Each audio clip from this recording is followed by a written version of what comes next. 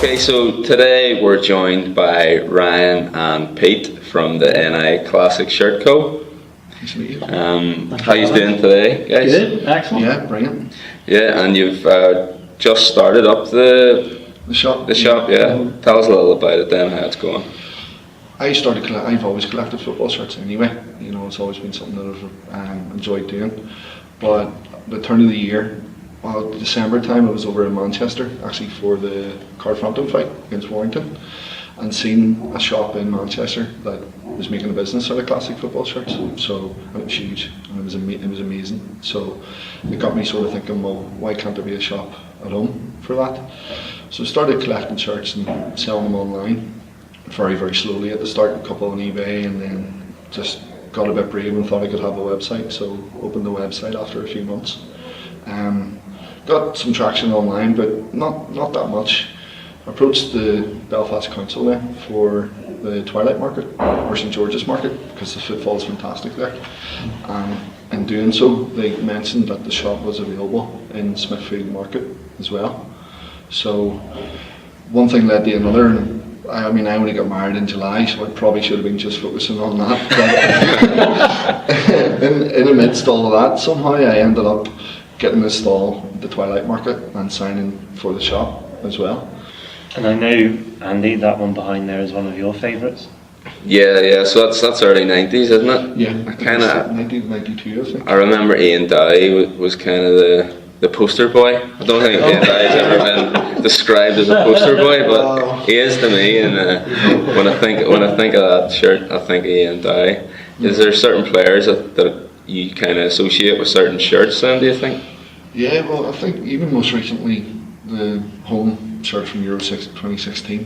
You know, I just think of Macaulay with that from that Ukraine. It's a favourite of yours, that one, isn't it? That one, 2016. Even it just puts a smile on your face when you see it. You know, I have a shirt at home for the England game when we beat England 1-0, the Healy one. We have that. We're actually working on something for that, for an art T-shirt for that, to sort of pay a tribute to that moment, because everybody loves that moment when we beat England. You know, it was fantastic. Wee moments like that, I think, do kind of the Sealish shirt in history, don't they? Yeah. So it's like a player almost has a lot to do with Oh yeah, very much. like how popular a shirt's going to be, because people are almost buying moments, aren't they? They're not just buying shirts. Yeah, very much so. So like you were saying earlier about the 2016 shirt, and like what you remember about that one, that's what sticks in your head about it. Yeah, that one, and then I was saying about 1982, the shirt from then with the old school like Adidas logo. I like that one as well. Like, and again, it's probably because I've seen Jerry Armstrong go about 1 million times. Yeah. And you know, that sort of thing. So you just know the shirt, or the one that Alan's got on behind as well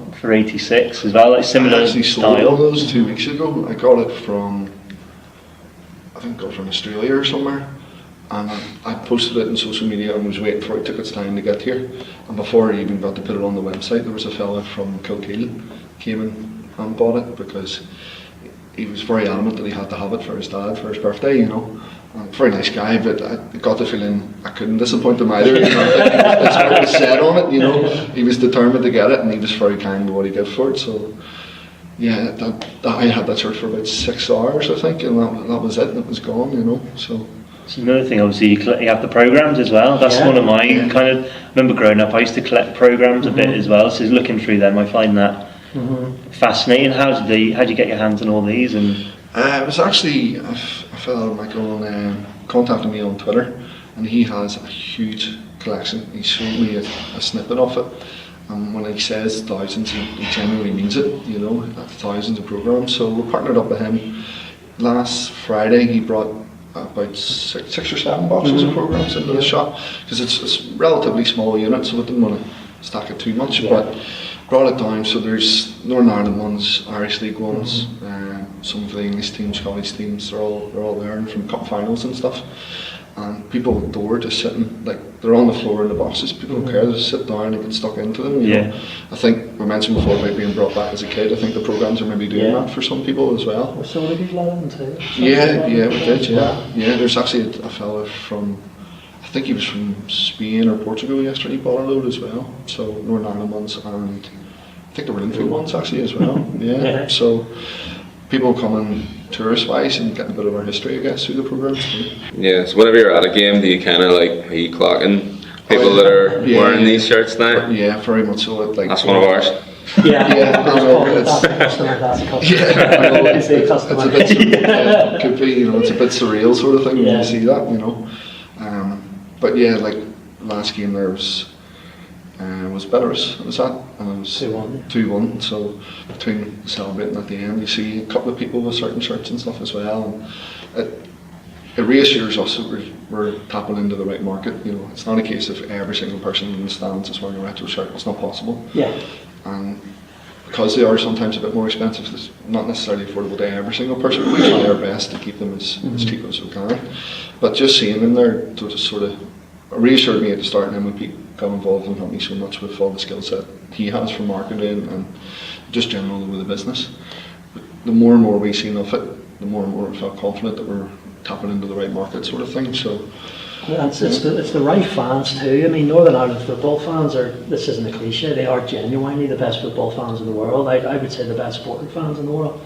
And that's why you see the retro kits. These are people that have, when you're a Northern Ireland fan, you're a fan for life. You're going to games for life, whether you're not winning a competitive match for 4 years, wins are still sellout. If you're 4-0 up or 4-0 down, you can't tell the difference. The crowd's still the same. So they're genuine, passionate football fans. And if we can tap into them a little bit with the passion that we have for it, then hopefully we can have a half decent business out of it. Yeah, very much so. And just tell us again, where can people come and pick one of these shirts up from you?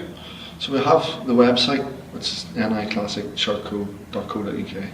So I try to keep it as up to date as I can. At the moment, the plan is we get shirts in each week, hopefully anyway, shirts in each week, and we keep them in the shop. We're open 12:30 to 5:30 on a Thursday afternoon. Friday and Saturday, 9:30 to 5:30 all day. And whatever's new goes into the shop first.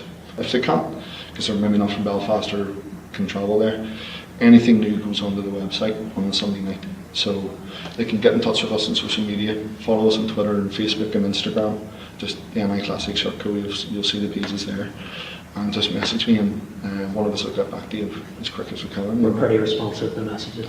Brilliant. Yeah. I'm going to say, with us 4 models, sales are through the roof. Yeah, absolutely. 100%. I think Yeah, so. it's just, Can't really.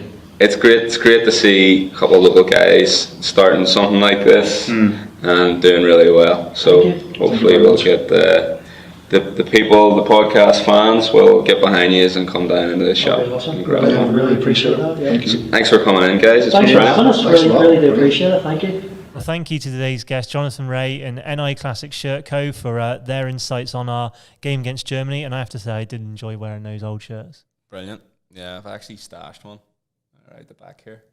So we'll be expecting an angry tweet from them boys. I didn't even get to keep one. Well, we've obviously going to be now building up to our game against Germany, where you could win 2 tickets to be there. If you missed the competition, Andy, what do people have to do?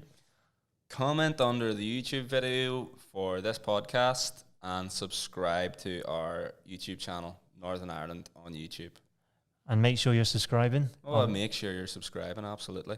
But the comment, I want to see a wee bit of heart in it, Give us your reasons for why you want to be at the Germany game, because it's sold out now and could be your only chance of being at the game. With some motorbike emojis. With some motorbike emojis, obviously. Ovs. And obviously get those entries in before the Sunday, before the game against Germany, which is the 8th of September. So make sure you get your entries in and we'll be picking a winner at some point during the day there. All that's left to say, really, Adam, is Green and White Weiß Army. It's German. You did German, did you? GCSE. Armstrong! Northern Ireland have scored through Jerry Armstrong. It's a good ball. The flag stays down. Heaney! Oh! They scored again! It's Davis again! It's job done now.